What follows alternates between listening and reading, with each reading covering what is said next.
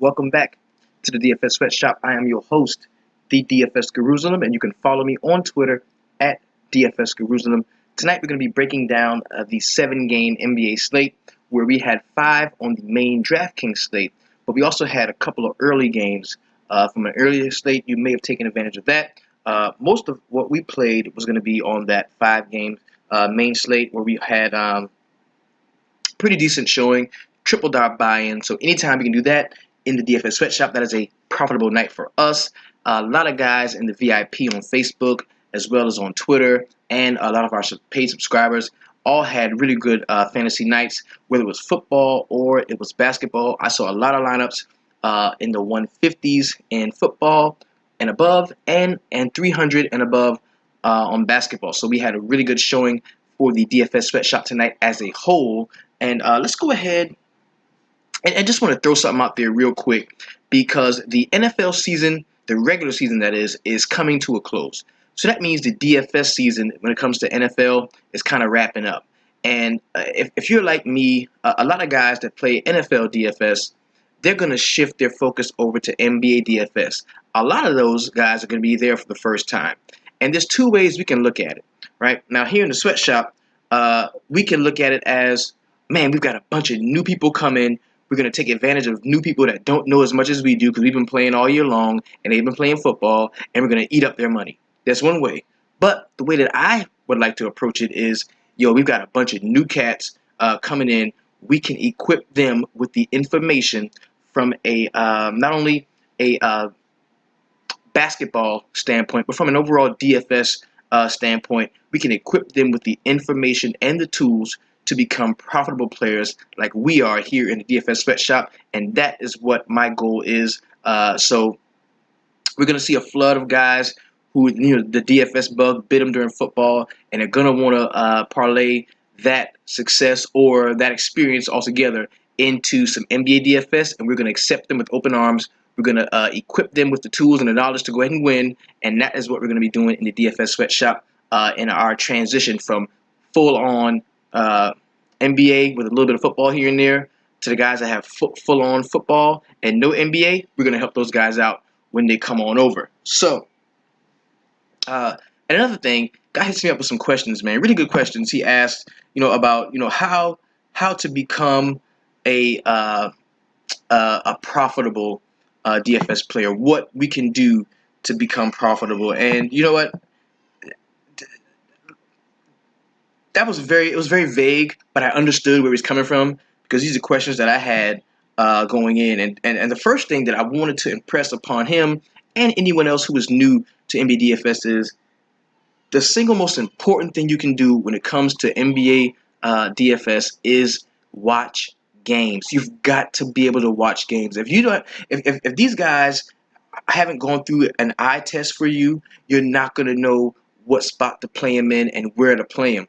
And to give you an example, if you let's say we read over an NFL game stats, a stat line from NFL. We take a guy and we look at his stat line. All right, now that's going to pretty much tell you everything that happened with that guy in the game. It just is. The NFL stat line is way more team oriented, because if a running back is consistently having good games, I know the offensive line is good. So that means if the running back is hurt, put the backup running back in. It's that simple, right? If number one receiver's been going off all year long, and the number one receiver get hurt, well, the number two receiver is probably going to be a good play. You see what I'm saying? It's very simple. A quarterback been lights out, and the quarterback gets hurt. Well, don't play the guy behind him. It's very simple. NFL stat lines can tell you more about the actual game than NBA does. Now, NBA stat line, number one, they're way more frequent. They happen almost every night. So you've got to be up on who's doing what and when and how, right? And just because you look at an NBA stat line, you're not going to know what went on with the game. You're not even going to know everything that went on with that particular player in the game, because you might look at a stat line and be like, oh shit, okay, well, a man had 20 points, 10 boards, and he only played 27 minutes. Well, you didn't know that he fouled out of the game and he was going to have a bomb ass game. So the next time he comes up, you can play him, because if he gets a full allotment of minutes, he's going to really go hard. Like there's so many small things that go with NBA DFS that you're not going to pick up on it unless you watch the games. Another example, you watch blowouts. You watch a game in a blowout, and you see that this team keeps getting blown out. And when they do, is a guy that plays with the second, third, this shitty guy supposed to be, but he balls out. He's really good. And now you've watched him play so much that you're wondering why he's not in the starting lineup. So we got an injury. The starter goes down. It's reported that the guy that you've been watching in all these blowout games, these later blowout games, is going to be starting now. Well, if you haven't been watching the games, you're not going to know that dude is somebody to get behind, somebody to invest in. So you've got to watch games. And me particularly, I have invested in NBA League Pass. It is an invaluable tool. If you know me, you watch the show, you know how much I suggest that you get either League Pass or you find some other way to watch all the games. There's many other different ways. You just find a way and you watch as many games as possible. Okay? Now, enough of that rant. Let's go ahead with the regular formatting of the show. Normally, this would be the point where I highlight my core 4 plays, but as you know, on small slates, 5 games or less, I do not issue out a core 4. I just feel like it is irresponsible for me to tell you to play in a way that I'm not playing. On 5 games or shorter slates, I just straight stack offenses. I grab a couple offenses I like, and I stack them and mix them and match them. That's just what I do. And that's what we did tonight, and it proved to be pretty profitable for us. So we're going to jump into the feature 4 players of the night. These are the 4 most talked about, tweeted about guys on Twitter, in the DFS Sweatshop, and in the Facebook VIP. We're going to start with the Who Dat, scoring on points over there, player of the night. That's going to go to Jay Crowder. Now, Jay Crowder was dealing with an injury earlier in the season, and we were waiting for a nice Jay Crowder game where he's able to get involved in many different aspects of the game, knock down the long shot, grab some rebounds, maybe get a couple of assists, just play well and be that glue guy for the Boston Celtics. And we saw that game tonight at 5.6K, 9% in ownership. He scores 35.5 DraftKings points. Excellent game from Jay Crowder. And I'm going to tell you, the beauty about Jay Crowder tonight was that sub 10% ownership. On a 5-game slate, if you can get a guy to score like this and have that low ownership, it can definitely separate you from the rest of the field. The next guy is going to be the how did I miss that player tonight? And this goes especially for me. I had no intention of rostering this guy. I didn't have him in any of my entries, but he went motherfucking ham. 7.6K in salary, 10% in ownership, goes out and brings you back 50.75 DraftKings points. Gordon Hayward tonight, you are the how did I miss that play of the night. Now, the heat check play tonight is very easy to see. This was the leading fantasy scorer on the evening. Joel Embiid, 47% ownership. The whole DFS world was on this guy's back. He went out at 7.2K in salary and brought back 58 DraftKings points and led all scorers in DraftKings points tonight. Excellent game from you, Joel Embiid. Now, the one negative to this is a guy who is still playing under a minutes restriction. And at some point, I imagine, some point during the season, he's going to be seeing, way fuller allotments of minutes, into the 30s in minutes, probably, especially if there's not a back-to-back. And the one negative about him doing this well under these restrictions and circumstances is that when he is like fully unleashed, the salary on this dude is going to be fucking nuts. So I only roster him on short slates when I'm kind of backed into it. I don't have a choice. I wanted to play a lot of 2-center lineups, and I didn't have a choice. My only way to go in some respects was him and maybe a little Whiteside, and also Brook Lopez. But the beautiful thing about tonight, this late, he was power forward eligible. So I was able to get him to a few lineups with Whiteside and Brook Lopez, and that proved to be a really great play for us. So tonight, Joel Embiid, you are the heat check player of the night. You helped me keep it 300. Thank you so much. And now we've arrived to a part of the show that I don't really like, that we have to do this. I wish that in the DFS Sweatshop there were none of these motherfuckers, but they're always that one who went ahead and fucked up all the lineups. We're talking about the snowflake of the night. Tonight that's going to go to none other than Anthony Davis at 10.8K with your snowflake ass.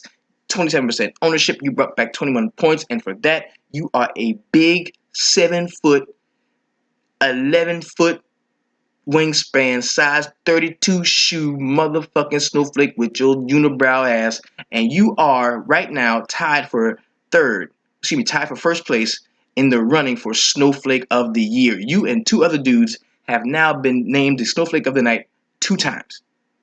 Watch your shit now. Get your shit together, Anthony, because you're a motherfucking snowflake with your snowflake ass, and you're on a fast track to becoming the Snowflake of the Year.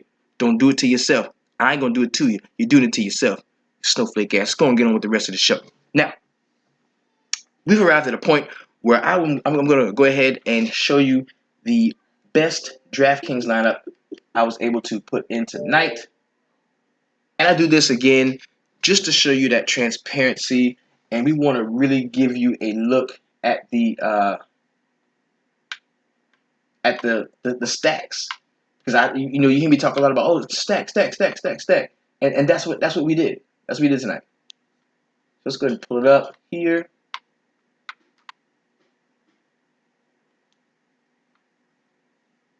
All right. Now this is my best DraftKings lineup. Now as you can see, we did have a couple snowflakes on there, and this lineup started as a like a Philadelphia stack. I wanted to have, and it was more of a game stack than it was an actual team stack. I had a few team stack, but I also had a game stack here. And this is the Philadelphia and the Brooklyn Nets game. If you watched last night's show, I told you how much I really liked that game. I was able to get Gerald Henderson, who I really liked all day long, Joel Embiid from this game, Brook Lopez, and Trevor Booker. So that was a four-man game stack we went with there. And to kind of round out the roster, I wanted to continue that, having guys on the same team. So I liked Whiteside and Dragic. And I think I just got pushed into having Elfrid Payton because I did want a small piece of that Boston game. So I got Jay Crowder at his low price and Elfrid Payton to round out the roster. He was the last guy I remember adding to the roster. So this lineup here finished with 303.25 DraftKings points. Really good night, and this lineup really helped me to triple my buy-in on the evening. Now, let's go ahead and jump into a quick recap of last night's games before we jump into our player pools as well as the point totals for tonight's 5-game NBA slate. Let's go ahead and make this official. You know we in a sweatshop. We got to keep it official. We doing some big things, man. Major things are coming. Major overhauling to the website. You got subscribers is booming. Like everything is good, and it's all your fault, man. I owe it to all of you out there who've been rocking with me since day one, man. I really appreciate the love. So let's go ahead and jump into that recap. We're gonna start with the Washington and the Clippers game. This game was not on the main slate, but some of the guys who listen to the radio to the podcast, they do play FanDuel, and I think we did have some games on FanDuel here too. So we're going to start with the Washington Wizards at home against the LA Clippers. This is a really good game, really competitive game. I kind of wish this game was a part of that 5-game slate as an all-day. Got some interesting news from Blake Griffin. He did suffer an injury and is going to be out for some time.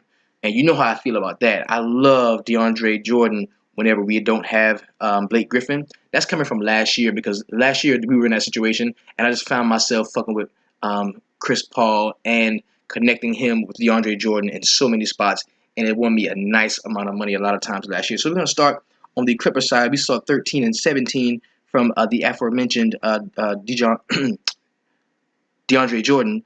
2 assists for him. Pretty good game there. Blake Griffin in his 38 minutes had 26 and 7 to go with 7 assists and a steal, and a decent game from Chris Paul, but not one of those great Chris Paul games that we really like to see. In 37 minutes, he had 13 points, 4 rebounds, and 12 assists to go with 2 steals. The coach's son off of the bench in 25 minutes had 13 and 2 assists with 2 steals. Mo Spates, Big Mo Buckets, had 14 and 4. Not a great game from him. And Luke Mbah a Moute only played 16 minutes and had 6 points and 1 rebound. Not a great game from him as well. On the Washington side, we saw a really nice game from Markieff Morris, man. He is back alive. In 32 minutes, he had 23 points, 9 boards, 3 assists, 3 steals, and 1 block. Really filled the stat sheet up. Good game from him. Brad Beal went nuts. In 38 minutes, he scored 41 points and had 3 rebounds and 3 assists with a steal. And a decent game we saw from John Wall. He had 18 points, 5 boards, and 11 assists to go with 1 steal and 1 block. Pretty nice game from him. Otto Porter, in his 33 minutes, had 9 points, 4 boards, 2 assists, and 3 steals. We did not see any Kelly Oubre in this game as he is still dealing with an injury. But let's go ahead and move on to the next game. It's going to be the Dallas Mavericks at home against the Sacramento Kings. Something is going on in Sacramento, bro. This is not good. What's happening in Sacramento right now? We're going to start on that side of the ball, man, with the leading scorer for the Sacramento Kings is DeMarcus Cousins. Boogie in 34 minutes had 33 points and 6 rebounds to go with 1 block. Not a great game from him at that price point. Ben McLemore sucked egg. Horrible game from him. 5 and 3 to go with 2 assists and 1 steal. Ty Lawson off of the bench had 10 and 2 to go with 3 assists and 1 steal. And the guy that likes to hit the chicks, man, he didn't hit no damn shots. You like to hit the chicks? Why don't you hit some jumpers with your sorry ass? Darren Collison, 24 minutes, had 2 points, 1 rebound, and 3 assists. Not a good game from him at all. On the Dallas Mavericks side, Dorian Finney-Smith chipped in 17 points to go with 2 rebounds, 3 assists, and 1 steal. Pretty nice game from him. Harrison Barnes had a so-so game with 15 points, 9 boards, 2 assists, 3 steals, and 1 block. Wesley Matthews had 15 and 2 to go with an assist and a steal. And look out now, Darren Williams is actually playing good ball, man. He had 15 points, 2 rebounds, and 7 assists. I saw a pretty decent game for Devin Harris in his 20 minutes off of the bench, 14 and 7 to go with an assist and a steal. Lil Bruh, Steph Curry, in his 28 minutes had 13 and 5 to go with 4 assists and 2 steals. The next game we're going to get into is going to be the Memphis Grizzlies at the Grindhouse, taking on the Utah Jazz. Like I said, I had no investment in this game. The pace and the point totals were just so low and slow that I really didn't think it would be advantageous for me to have too much invested in this game. I didn't have anybody on either side of the ball, actually. And that proved to kind of hurt me, man, because Gordon Hayward, he went off at that low ownership, 22 points, 7 rebounds, 6 assists, 2 steals, 3 blocks. Great game from him. We saw 21 and 12 from Rudy Gobert to go with 3 blocks. Nice game. Boris Diaw in his 30 minutes had 11 and 6 to go with 3 assists and 3 blocks. And Shelvin Mack had a nice little game for his low price point. He had 10 points, 6 rebounds, 5 assists, and 1 steal. Pretty good game from him. On the Memphis Grizzlies side, we didn't see a good game from the Memphis Grizzlies stars at all, man. I'm talking about Marc Gasol and Mike Conley combining for 22 points together. Not a great game at all. JaMychal Green in his 31 minutes had 10 and 11 to go with 2 steals and 1 block. Tony Allen had 9 points and 8 boards to go with an assist and 2 steals. And like we talked about, Marc Gasol only had 8 points, 7 boards, 4 assists, and 1 steal. Not a great game from him at all. And Mike Conley in his 28 minutes had 14 points and 4 assists to go with a steal. Zebo off of the bench in his 23 minutes had 12 and 11. Hit that double-double bonus for you to go with an assist and a steal. The next game we're going to get into is going to be the Philadelphia 76ers at home against the Brooklyn Nets.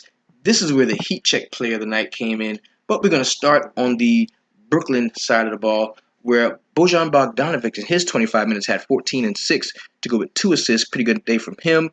Brook Lopez, he flirted with a triple-double, man. He almost got in there. Had 22 points, 9 rebounds, and 8 assists for him to also go with a steal and 4 blocks. Pretty good game from him.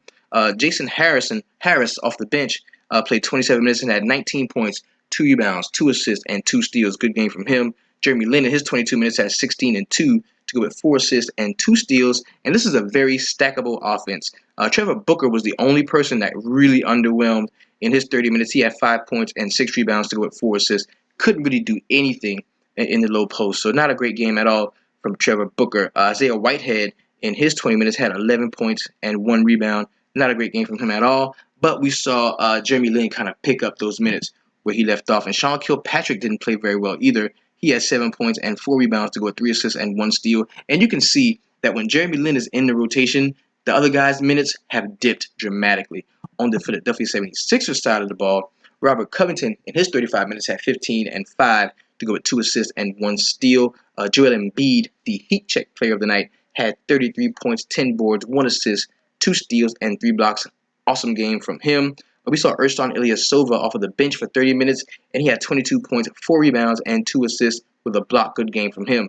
Gerald Henderson played 29 minutes and had 10 and 2 to go with 3 assists and 1 steal. And Sergio Rodriguez in 23 minutes had 9 points, 2 boards, 5 assists, and 1 steal. TJ McConnell chipped in 8 points and 3 rebounds to go with 6 assists. Pretty good game at that price point. The next game we're going to get into is going to be the Orlando Magic getting their ass whipped, blowed out by 30 points against the Toronto Raptors. Now, this is a game where DeMar DeRozan just went the fuck off. 31 points, 5 rebounds, 4 assists. Great game from him. Also with a steal. Kyle Lowry, he had a double-double, 16 and 10 assists, that is, to go with 3 rebounds and 1 steal in 34 minutes. But they didn't really need to do too much to beat this team, man. Jonas Valanciunas in 25 minutes had 16 and 13 boards to go with the block. And we didn't really see a great game from anybody else off of the bench, but they did beat them by 30 points. Not a great showing for the Orlando Magic. On the Orlando side, Aaron Gordon in 20 minutes has 7 points and 1 rebound. Not a good game from him at all. Bismack Biyombo had 8 points and 12 boards to go with 3 blocks, and assists, and a steal. And we also saw Evan Fournier for 25 minutes have 15 and 3 rebounds to go with 3 assists and 1 steal. Nobody on this team had a fantasy-friendly game tonight. No one. If you had some guys on the Orlando side, man, you really were scrambling when it was time to count up the points, man. The team implied total was over 100, but they ended up scoring 79 total points. Not good game from the Orlando Magic. The next game we're going to get into is going to be the Miami Heat at home against the Boston Celtics. This is a game that we saw Isaiah Thomas catch a flagrant 2 and get ejected. But up to that point, he was playing really well. Had 23 points, 2 rebounds, and 4 assists to go with a steal. That is how he finished. Jay Crowder had 15 and 6 to go with 1 assist and 5 steals. Good game from him. Al Horford, he flirted with a triple-double, had 17 points, 7 boards, and 8 assists to go with 2 steals and a block. And Avery Bradley eclipsed the 20-point mark and had 5 rebounds and 1 steal. Pretty nice game from him. On the Miami side, we saw an excellent game from Goran Dragic. In 36 minutes, he had 31 points, 7 assists, and 5 boards. Hassan Whiteside, with his usual Pac-Man gobbling up all the rebounds, had 17 boards to go with 23 points and 3 blocks. Nice game from him. Didn't see much else from anybody off the bench, but from a fantasy perspective, we did have a pretty nice game from Justice Winslow. He had 8 points, 4 rebounds, 4 assists, 4 steals, and 1 block in his 31 minutes. Now, it's almost time for him to get back into the starting rotation. He played 31 minutes. He's ready. We can go ahead and get rid of the Roddy McGruder and maybe the Josh McRoberts, something like that. We can go ahead and get Justice Winslow back into the starting rotation. We need to do that. The last game on the slate was the San Antonio Spurs at home against the New Orleans Pelicans. This is a game in which one of my favorite basketball players ever, Tim Duncan, was honored by his jersey number being retired. No one will ever wear the number 21 as a San Antonio Spur. That was a very good tribute to him. And the San Antonio Spurs, man, they came out very inspired, and they really handed it to the New Orleans Pelicans. Now, on the Pelicans side, we saw 29 minutes from Anthony Davis tonight, Snowflake, with his snowflake ass, and he had 12 points, 4 boards, 1 assist, 2 blocks. Not a good game from him at all. Tim Frazier was probably the brightest spot here. He had 11 points, 3 rebounds, 7 assists, 3 steals, and 1 block. And Alexis Ajinça had 16 and 8 to go with 1 assist. Pretty good game from him. We also saw Galloway. Lance Galloway had 12 points, 3 rebounds, and 2 assists to go with a steal. This was a bad showing for the New Orleans Pelicans. Of course, against the San Antonio Spurs, we've got to expect that type of performance. On the San Antonio Spurs side, LaMarcus Aldridge, he finally eclipsed the 20-point mark and broke that slump he was in of having bad games, and had 22 points, 7 rebounds, 3 assists, and 1 steal. Paul Gasol had 7 and 14 rebounds to go with 4 assists and 2 blocks. And we saw a pretty good game from some guys off of the bench, man. Manu Ginobili had 17 points and a quadruple one, a rebound, an assist, a steal, and a block. And we saw Jonathan Simmons for 17 minutes. He had 12 points, 1 rebound, and 1 steal. Pretty decent game for that minimum salary price point from him. And Tony Parker in 24 minutes had 12 and 4 rebounds to go with 6 assists. Now that we have done a quick recap of last night's games, let's go ahead and just take a look at the player pool for tomorrow's 5-game slate.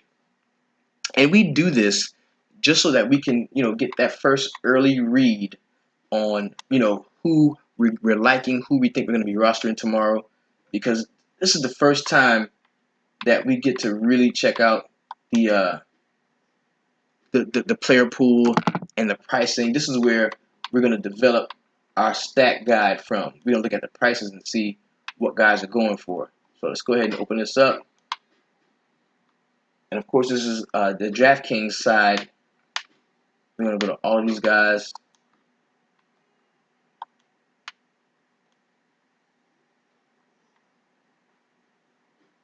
All right. Now, the first thing we're going to notice is that, let me adjust this for you so you can get a good view on it. All right, the first thing we're going to notice is that we've got Russ Westbrook, and he is at 12.8K. The most expensive guy tomorrow is Russell Westbrook at 12.8K. It is a 3.1K, over $3,000 price dip to the next expensive guy, who is also in a plus matchup. That's John Wall. So normally, the first thing I'm saying is, I'm not paying for no fucking Westbrook. Guy just came off an 81-point performance. So a lot of people are going to be on him. And on a 5-game slate, I'm stacking. So I can definitely get involved with the Oklahoma City stack just to get Russell Westbrook and some exposure to some guys on his team that I wouldn't normally roster because they're not very good. Now, we've got to wait for some news on Vic Oladipo. I don't think he's playing, so that would give us some pretty cheap options as starters if we wanted to stack Oklahoma City and get that piece of Russell Westbrook that we all want. So we've got John Wall at 9.7 in a really good matchup against Jeff Teague. He's going to win that every time. Karl Anthony Towns, who just came off a big game, at 8.9K going against Phoenix. Jimmy Butler at 8.5 against Detroit. Paul George, 8.1. Drummond at 7.7. Millsap at 7.5. That price is still up on him. Eric Bledsoe, 7.4 against Minnesota. I like that. Dwight Howard in that matchup against Adams. I don't like that very much.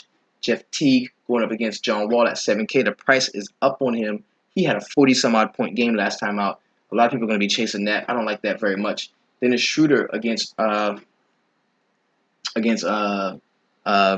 Westbrook at 6.9. That price is up on Schroeder a little bit. We got Brad Beal at 6.8 coming off that great game. I think he can do it again.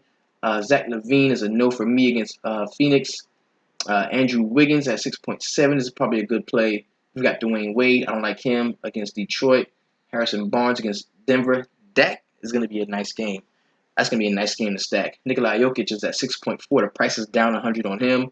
We've got Miles Turner at 6.3 against Washington. That's a winnable matchup. Wilson Chandler, I like him at 6.2 against Dallas. Martin Gortat at 6K. That's a pretty decent play against Miles Turner. Devin Booker, it says he's 4th ranked in DVP, but I kind of like Devin Booker against Minnesota. I think this is going to be a really fast-paced game. I'm interested to see the point total to see exactly where they sit, but I kind of like Devin Booker in that spot. Darren Williams against the Denver point guard defense, 5.9. I like that. Reggie Jackson, I like Reggie Jackson against Chicago at 5.8. I like that. The DVP says it's the 5th ranked against point guards, but I like Reggie Jackson against it. You can't always go by the DVP and let it take you off of guys. We've got Danilo Gallinari at 5.7. He owes me money, so I will be using him in the Denver stack. Gorky Jang, I like him tomorrow at 5.7 against Phoenix. Will Barton is a no for me. Otto Porter has not been playing well lately. I think that continues against the Indiana Pacers. Rajon Rondo at 5.6. I don't like that. Wesley Matthews is definitely in play against Will Barton and those guys. I like that at 5.6. Tobias Harris at 5.5 is in play. Ricky Rubio, I don't like that. This says he's a 28th ranked against point guards, but Eric Bledsoe is a pretty decent defender. I don't like Ricky Rubio tomorrow. Kentavious Caldwell-Pope, he's been shooting very hot lately. We've got to take a shot at him at 5.3, maybe in the Detroit stack. We've got Emmanuel Mudiay. I don't like that, even though he had a good game out last time. Markieff Morris at 5.2. This is the back-to-back for these guys, too, so we've got to be wary on the back-to-back. Tyson Chandler at 5.2 looks like a nice play against Karl Anthony Towns. Marcus Morris against Jimmy Butler's a play that says it's 25th, but I don't like it at all. Steven Adams, 5.1, not against Dwight Howard. I think they're going to cancel each other out, kind of. Gary Harris, I like him at 5K against the Dallas Mavericks coming off of the bench. T.J. Warren. We need to see if she's going to be starting or getting the full allotment of minutes. If he does, I kind of like him against Minnesota.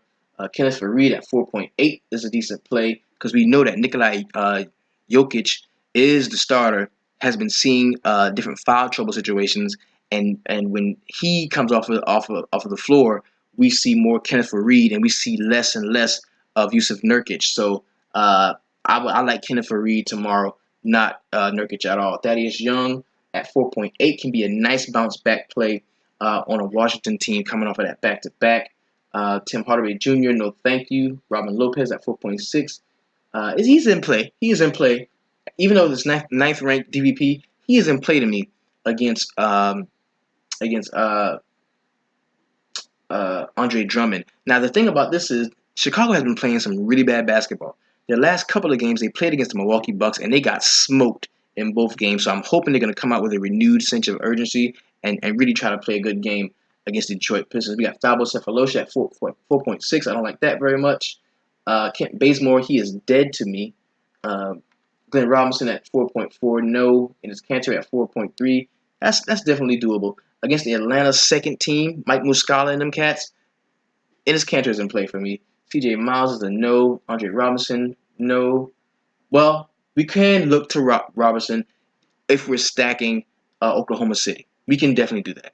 But I don't like him as a one-off play. I don't like him at all. Mike Muscala at 4K, no thank you. Brandon Knight. Marcus Chris, no. Cole Aldridge. Kyle Korver at 3.8. He had an excellent game out last time. Can have a good game out too. But he's going to be coming off of the bench though because we know that Tim Hardaway Jr. is going to be starting in that shooting guard position. PJ Tucker at 3.8. No. Aaron Baines, 3.8. Nah. Alex Len, 3.7. I love the price on Alex Len. 3.7. He's definitely in play. He's definitely in play there. Jerry Grant, 3.7. No. Ish Smith, no. Jameer Nelson at 3.6. No. Now, since Gary Harris has come back, we're going to see less and less minutes for Jameer Nelson. I don't like him at all tomorrow. Dwayne Finney-Smith coming off of that good game, still at 3.6 against Denver. That's something to look into. Low Brat, 3.5 is a good value play, I believe. Jared Dudley, no, because we're going to get TJ Warren back. We're going to see less Jared Dudley. Jeremy Grant, Anthony Morrow, Satoransky. Now we're just like digging in the dumpster. Now, Yusuf Nurkic is down to 3.2, and I'm still not going to play him. That's just how bad it's gotten for him. I like Domantas Sabonis tomorrow. He's a value player I really like. If I'm going to be stacking that Oklahoma City game, I like him. Solid Misery at 3.1. We know Bogut is still out. He's in play. Nemanja Bjelica, 3K. He's in play. He's in play for me. He's in play for me. Joffrey Lavergne, 3K. Now we get into the So you got a ton of options. A lot more options than we had on last night's slate. We have with tonight's 5-game slate. Let's go ahead and jump into the point totals just to get an idea of which areas we want to stack, what teams we want to get our stacks involved in, okay? Now, we're going to start with the Washington Wizards traveling to Indiana to take on the Pacers. This is a 212.5 point total with the Washington Wizards receiving 6 points in this game. Indiana is the home favorite, and right off the bat, I think we can look on the Indiana side to a front court stack. I'm talking Paul George, I'm talking Miles Turner, and I'm talking Thad Young. I like the Indiana front court in this game because they're not overly expensive to get all three of them. This is going to be an up-tempo, fast-paced game. There's going to be a lot of shots, a lot of missed shots, and I want to roster on the Washington perimeter. I like John Wall. I like Bradley Beal. I even like maybe a little bit of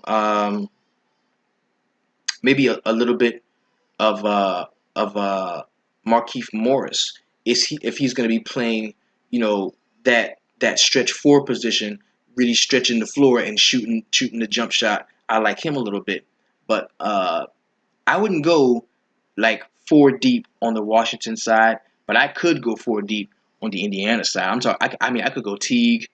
I can go all 4 starters with the exception of Glenn Robinson III are in play for me on the Indiana side of the ball. You're going to see some of those stacks tomorrow. You definitely are. So the Washington stack that I would work with would be Markeith, it would be Beal, it would be Wall, and on the Indiana side, I could go forward deep.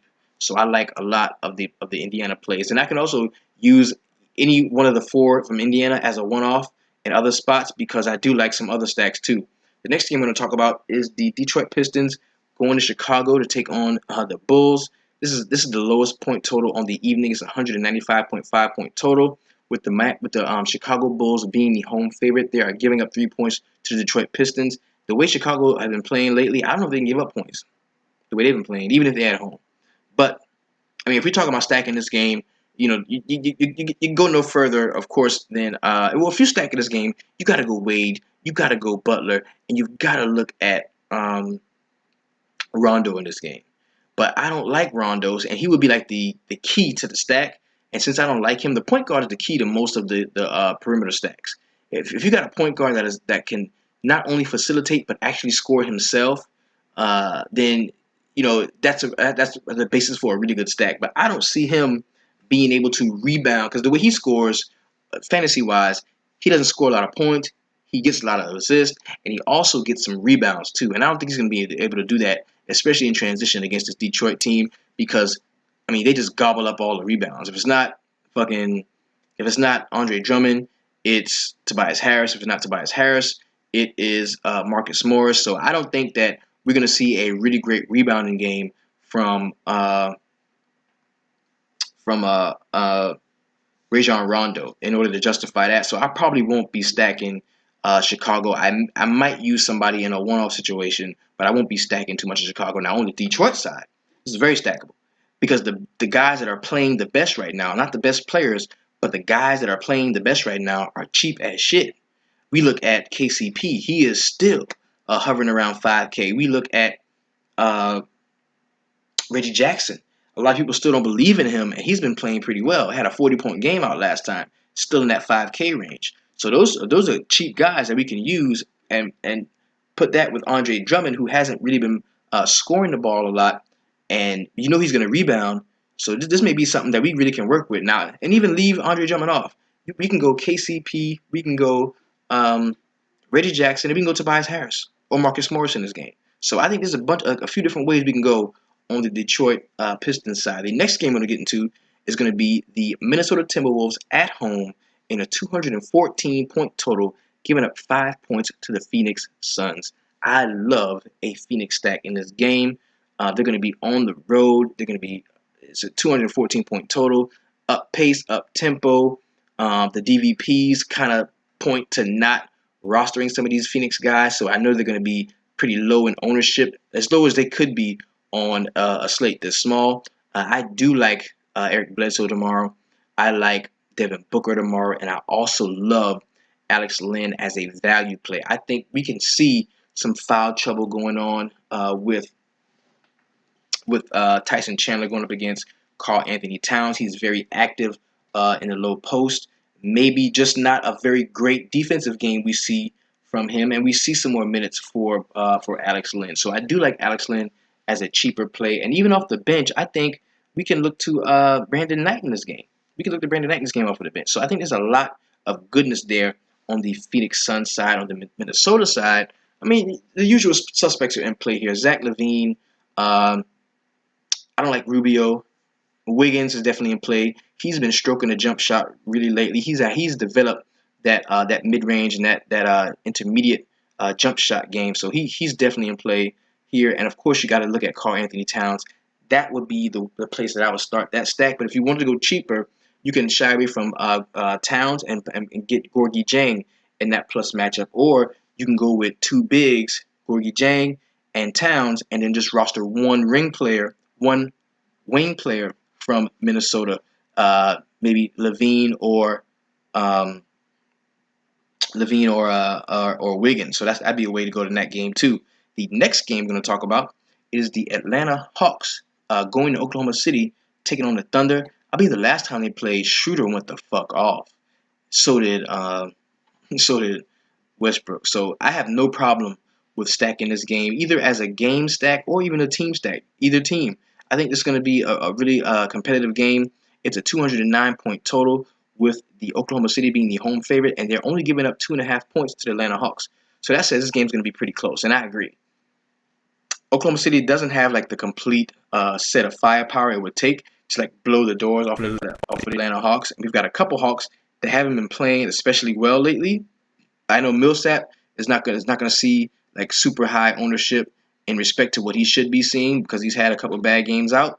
But like I said, I do like Schroeder against Westbrook, and of course I like Westbrook against Schroeder. So I think both of those guys are going to be in play when we talk about perimeter plays from this game. Dwight Howard just doesn't do it for me in this game. Neither does Steven Adams. The one big that I kind of like that kind of does it for me in this game is one of the cheaper ones, and that's going to be Enes Kanter. He's going to be seeing Mike Muscala a lot, and maybe some Paul Millsap, because Paul Millsap does run a lot with the second team when Dwight Howard gets winded. So, and I like Kanter, man. I putbacks, rebounds, a couple of. I like him. I like Kanter tomorrow. He's going to be an Oklahoma City stack for me. Just put it like that. All right. So I don't know.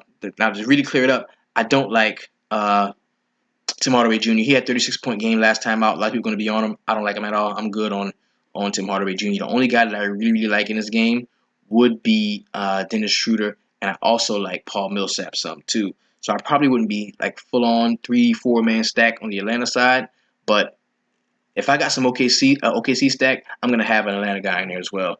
The next game we're gonna get into is gonna be the Denver Nuggets. This is the last game on the slate at home against the Dallas Mavericks. This is the largest point spread on the slate. The Denver Nuggets are giving up 8.5 to the Dallas Mavericks. It's a 202.5 point total. So it is the second lowest point total on the slate. But it's a late night hammer game, and there's going to be some goodness associated with this game, definitely. Now, I love a Denver stack. I think you can go. I mean, just talking about plays. I mean, there's 5 guys that are rosterable on this Denver team against the Dallas Mavericks, because 8.5 points, that's a fair amount to win by, but it's not blowout material. And I don't think that Denver's going to blow this team out. So, I mean, we can look at Jokic. We can look at Gallinari. We can look at Wilson Chandler. We can look at Moutier if you want to. We can look at Kenneth Faried. And we also can look to Gary Harris. So I think there's so many different ways we can go to in this game. I'm going to have a ton of Denver guys sprinkled in and out my stacks. Some of them I'm going to use as one-offs. A couple of lineups I'm just going to run a straight-up stack going forward deep with Denver guys. I just am. It's a late-night hammer game. I want those points, and I think that's going to be a good way to go. On the Dallas Mavericks side, there's a couple plays that I kind of like. I like Salah Mejri if I'm trying to get that Russell Westbrook and if I want Russell Westbrook and John Wall, I'm gonna have some Salah Mejri. I'm gonna have some Domantas Sabonis. I'm gonna have Enes Kanter. I'm gonna have some cheaper guys that I think are still gonna be in good spots. So that's the direction I'm gonna be going. On the Dallas side, aside from Salah Mejri, when I'm paying up, I like Harrison Barnes. I think he's gonna be able to have a good game, as well as Darren Williams against Moutier defense, if that's who's going to be starting. I like Darren Williams in this game. He's a savvy veteran.